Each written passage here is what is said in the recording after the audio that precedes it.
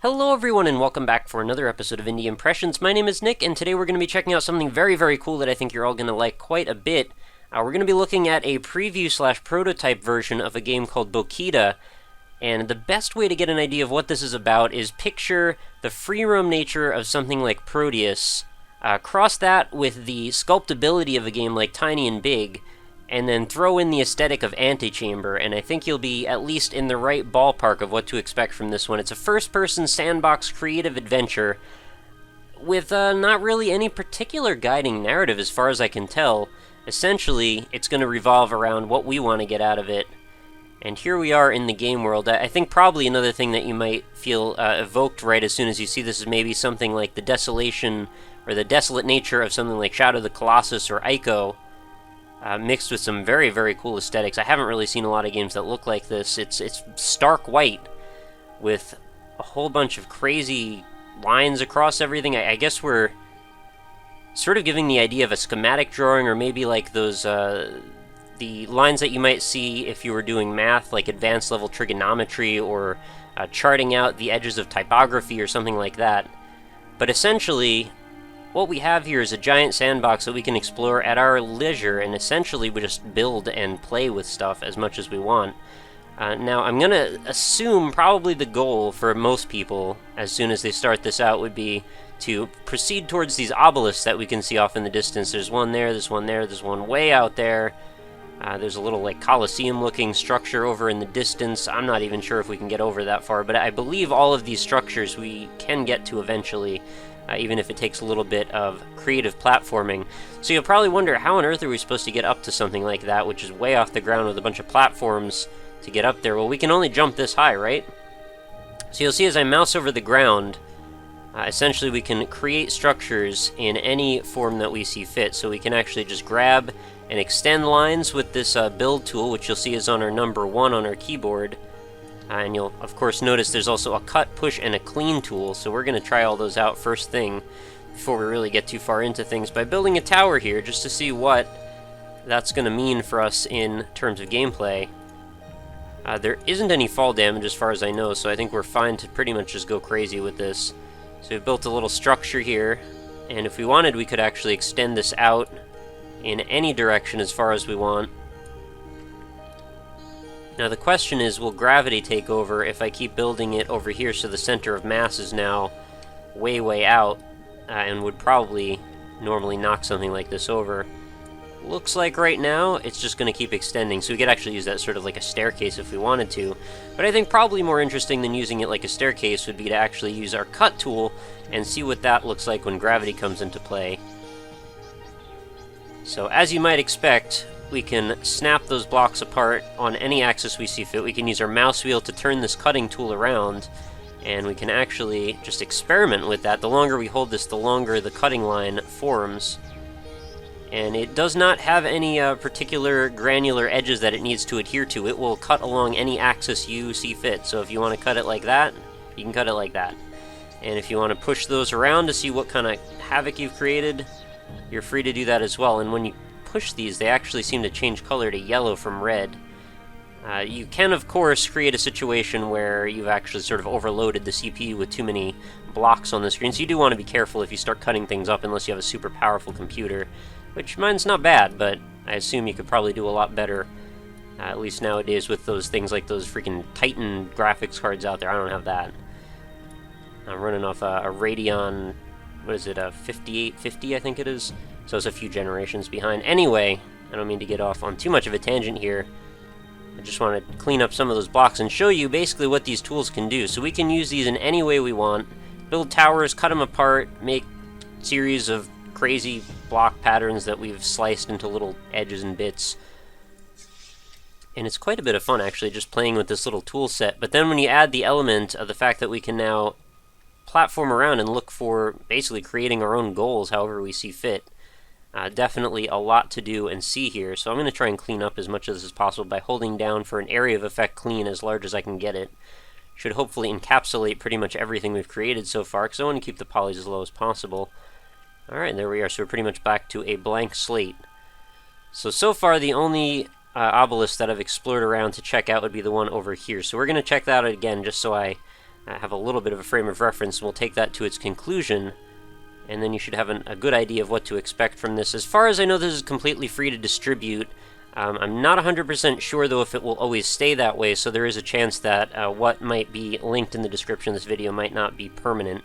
If that is the case, my apologies. I will, of course, try to replace the link with something more useful later on if that does change. So the thing that I have a hard time wrapping my mind around is, why would you want to create any sort of structure other than a tower if your main goal is to progress onward and upward? I mean, this seems like the most efficient way of creating a path forward, and it generally seems to work pretty well. So actually, I built my way underneath this edge, which is no problem. We can just go like that, make some staircases if we need to. And now we'll see we're actually up on this platform, so we're actually quite a ways off the ground already, and it's pretty easy to see where is the ether that will lead to your eventual demise if you fall off. It's actually not really a big deal. You actually just respawn, I believe, at the last landmass that you touched. So again, like we did just a moment ago, we're just going to create a little tower here, and then we'll extend it forward to reach out to that platform out there. It's very easy to create things in this game, which I actually think is very cool. If you're feeling particularly creative, I imagine you could make some very impressive structures and start to cut them apart. So there's a little bit of a Minecraftian element to this as well, which I'm sure people are going to go absolutely nuts for.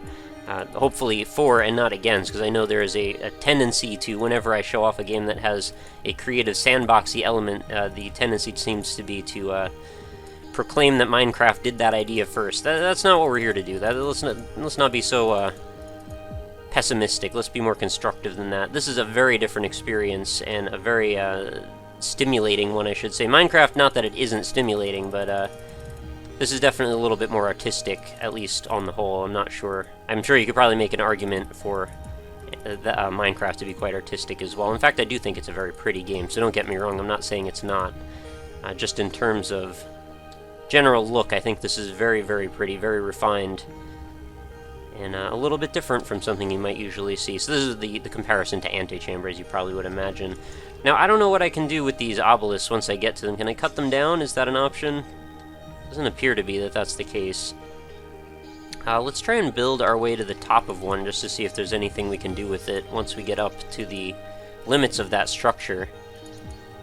Because I didn't really play around with this a whole lot when I got up here before. No, looks like these are just kind of arbitrary stopping points, but we can't really build above that from the obelisk itself. What I would guess is they're just here to provide a very loose sense of where you could go if you choose to. But if you head down the other side, there actually seems to be a whole bunch of structures down here. Sort of reminds me a little bit of like a salt mine or something, since everything is so stark looking.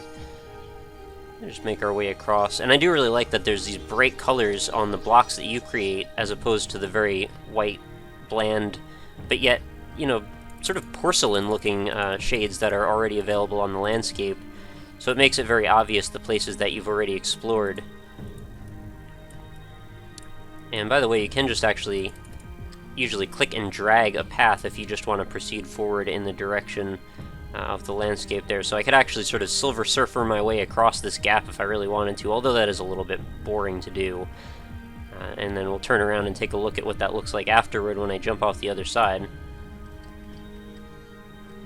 And why don't we just, for good measure, cut this at a weird angle so it might fall into the abyss. What happens, actually? I haven't actually seen what happens when something falls down like that. Oh, okay, I was just sort of absorbed into nothingness. I believe these blades travel pretty much indefinitely. You can actually even see their shadow. Oh, look, and it's cutting some of the blocks over there, too. Now, what happens if I want to build something onto a block that's already been cut? Is that possible? Sort of want to address some of these questions that I've had. No? Okay, I guess it's not. Now, can I walk on them, though? Oh yeah, it actually still bounces, and there's a sense of mass and physics to your character's body as well. I wonder if you could sort of use that to create a springboard of some sort. Very cool. Alright, so let's cut this apart again, just for fun. Oh, so that'll actually still hang in the air, and then we can cut it again like this. I really like how we can bisect these shapes into, or cut them, just dissect them into infinite shapes. as a result. It's not something that you usually see people do just for fear of poly loss. But let's head onward and downward, because this will actually bring us back to the original area that we started in. So if you haven't gotten the picture so far, I'm very, very excited by the promise that is this game. It's not a finished product by any means, and we're not really sure if the developers want to take it to that direction or not. In the event that they do, though, I think there's actually very fertile ground here to mine. What happens if I fill this in? Just kind of out of curiosity. I'm having a hit of the antechamber nostalgia. Now, can I actually just take one block? Yeah, I can actually take one block at a time, so I could just fill that if I wanted to. That is the gap in the geometry that will bring us back around. If I really wanted to, I could actually head back up this direction. Maybe this would lead me to some other portion of the landscape that I haven't seen yet. I'm kind of curious now. The easy thing would be to just fall in there and respawn back at the beginning. But since when have I ever taken the easy way out? That's not how I work. Occasionally you do clip through one of the blocks as you fall back down if you place it a little too fast. Not a big deal. I think the collision just might need a little adjusting there. Looking up, it doesn't seem like there's a whole lot going on in this level. We'll just have to keep going up a bit higher. Now I could, if I wanted to, stop at any point here and just build a house in the middle of the air. Oh, what is this? Some sort of strange pattern over there. I'm going to have to definitely investigate this. So, I mean, much of the appeal of this type of a game is really just the exploratory nature, not knowing what to expect, discovery, wonder, all of that good stuff that I love out of indie games feels like it's readily present right in this game here. Without even needing much more elaboration, I think it's already sort of reached a point where that is present. Now, I don't know what this is. It seems to be some sort of a gate made of a very complicated pattern. I'm not sure if I can do a whole lot with it. Let's try cutting into it and see if that does anything. It'd be kind of a nightmare for geometry if I could actually cut into it, wouldn't it? Once this splits apart. Now, what if I use my 3 tool to push? Is that a thing I can do? Doesn't appear so. No, that actually is a pretty small range and really doesn't do a whole lot for me anyway. Now, what if I try and clean them out? Is that a possibility? Okay, I guess not. What I'm guessing is the case here, maybe this is either not something that's finished, maybe it's a goal that can be unlocked later on, or maybe I just have to discover a way through it, and maybe it's just a shortcut to bring us back down, if that's where we want to end up going. I should mention, of course, there's some really brilliant music going on in the background of this that you won't be able to likely hear, because I have it turned up somewhat higher than normal, but not probably high enough to hear a whole lot of it. So you'll definitely want to experience this firsthand if you do get that chance. And again, I will put the link to the build in the description, provided that is kosher by the developers. I'm not sure if it will be.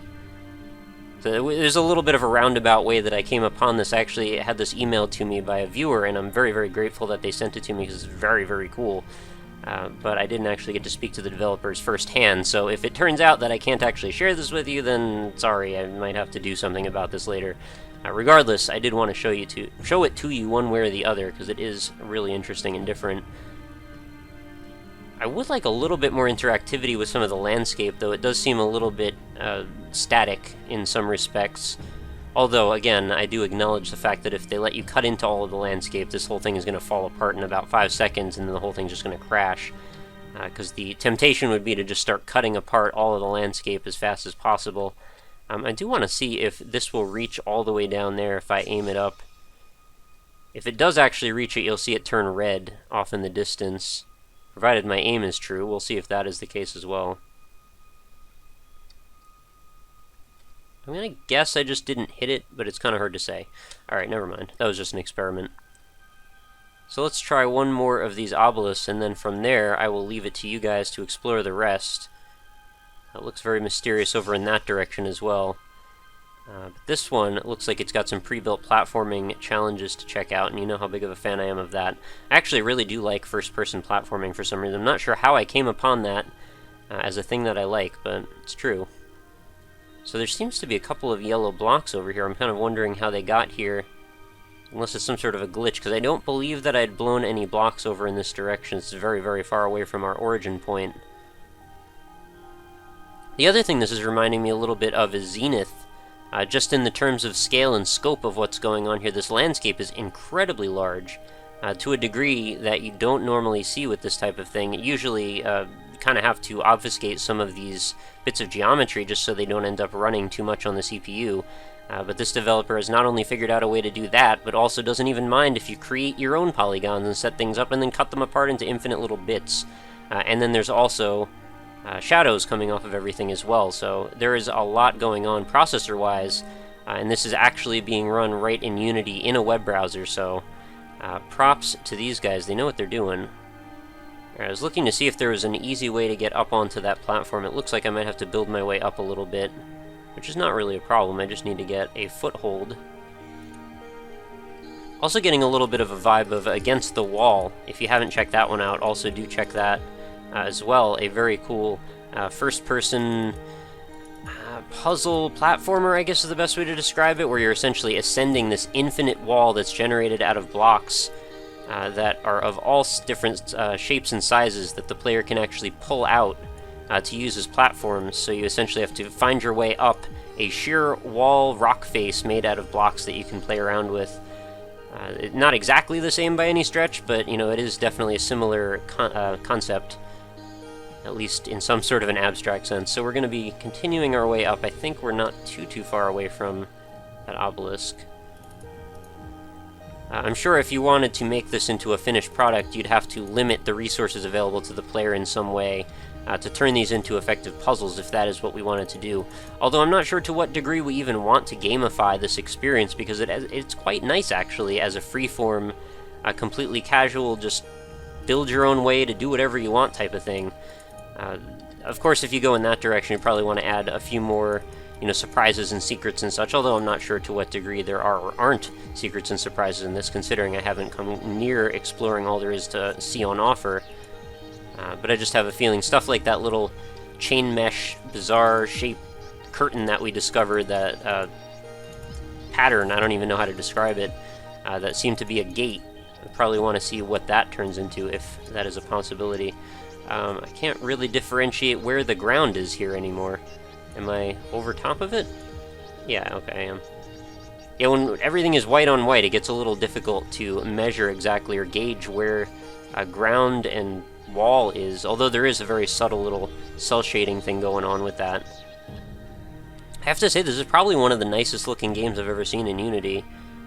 Maybe I'm forgetting a couple, but this is definitely up there in like the top 5. It's a totally barren alien world, and it's really well realized, with very little in the way of compromise as far as I can tell. I'm always up for games of this caliber, just of this type of experience where you just really don't know what to expect from them, and every moment that you spend in this universe that they've created is basically unique. There's not a whole lot else like this, and it looks like we've got to make our way up to this top of this insane tower that looks like a place Superman lives in planet Krypton. I'm not sure if I'm going to be able to make it up there very easily. I'm just going to probably have to build my way up alongside of this tower. Yeah, I'd rather they discourage the inclusion of building just straight up towers like I keep doing. I know it's me really just making fun of myself because I shouldn't be doing this for the sake of creativity, but as far as gamification goes, if that is a factor, and they do want to have any say on how you progress through this world, it would be kind of cool if they rewarded you for not doing exactly what I'm doing, or frowned on you placing adjacent blocks on top of each other vertically in certain instances. Although, you know, if you just want to build freely in the main space down at the bottom, that could be kind of interesting. This also reminds me a little bit of Hedraseed, which was an LD game that I covered pretty recently. Essentially, the goal there was to just hop up blocks that sort of spontaneously generated as you progress through the level design. And, I mean, this is a bit different in terms of what the goals are, but the sparse visual nature of it definitely feels similar. And the fact that you can create a world that after you've had your hand in it, you're basically going to have something unique to everyone else's world. And you'll be able to look out on it and see all the places you've touched it with the color popping out. I think that's a very cool concept. I would also kind of like to see that maybe if you reached one of the obelisks or something at the top, when you finally reach that point, maybe it would activate and color would shoot out or something and sort of indicate that you visually sort of conquered this area. Just an idea, of course. Doesn't have to actually be something that is done, but would be pretty cool to me. So this looks like it goes on nearly forever in every direction. I'm not sure how much exploring we're allowed to really do here, but it looks like there's a freaking lot of it. I have a feeling I'm going to have quite a challenge in front of me here, because I'm probably going to want to spend quite a bit of time off camera just playing around with this. This is a really, really cool game, and I'm so happy that I found it. So thank you so much to the viewer that sent this to me. And we're just going to jump off this tower here. There's a long way down. Kind of want to see what happens if I cut into this. Of course at a weird angle so it can fall apart as strangely as possible. Is it going to actually fragment in a way that actually will result in this whole structure falling apart? It may not, actually. I think it's actually stuck and grounded up at the top, so if I cut it here, there we go, then there's a bunch of chunks and sections that will spontaneously fall apart. Look at that one stuck up on the top, the blocks are all falling on top of me. That is so cool seeing that fall apart. Also, the way the geometry breaks apart reminds me a little bit of Crash-tastic, another game that I thought was very exceptional. And all games, all the ones that I've name-dropped here, I have videos of, so you should definitely check them out in the playlist, or just give a search on either the website or my YouTube playlists, just to see if you can check them out. I mean, I have a feeling you probably like all of them if this looks appealing to you. So we've still got pretty much an infinite world to explore here that I've barely touched the surface of, from what I can tell. And if that is not true and I am actually about to reach a boundary, then I apologize, but it looked pretty infinite from up on top of that perch. Yeah, I'm pretty sure I'm allowed to walk on all of these surfaces. So this game is freaking awesome. I am so happy that I got to try this. So Bokida, guys, go check it out. Provided that I am allowed to share this with you, the link will be available right in the description of this video. I'd love to hear your feedback on this. It seems like something that there is a lot to discover within, so please do let me know what you guys find when you're playing around in this massive sandbox. If there's any particularly interesting Easter eggs that I happen to gloss over or just haven't found yet, I'd love to hear about that, although I'm not sure how eager for spoilers people would be in the comments, but maybe, you know, message them to me, send me on Twitter or something. Regardless, I think we should probably wrap up the episode now, because I don't want to spoil any of the luster of this game if I do intend on, you know, passing this on to you guys to all check out.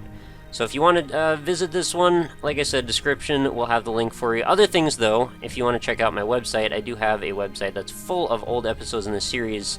I shouldn't say old, because really, they're not old, they're just different other indie games. So if you want to visit indie-impressions.com, every episode I've done in this series, over 425 now actually, are available, categorized neatly for your perusal.